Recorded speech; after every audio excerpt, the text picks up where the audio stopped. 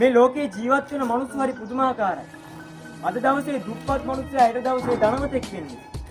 අද ධනවත් පුජ්‍යලයා හෙට දවසේ දුප්පතෙක් වෙන්නේ. අද ජයග්‍රාහකයා හෙට දවසේ පරාජිතයෙක් වෙන්නේ.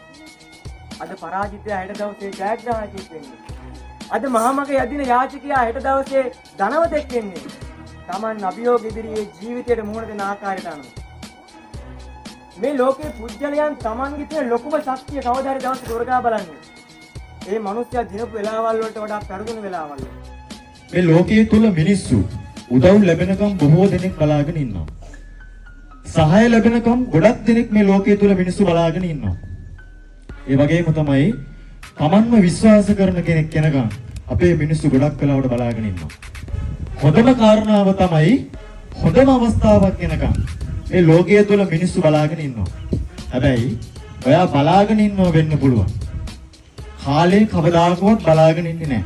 කාලය ඉතාමත් ඉක්මනට වේගෙන් ගෙවිලා යනවා.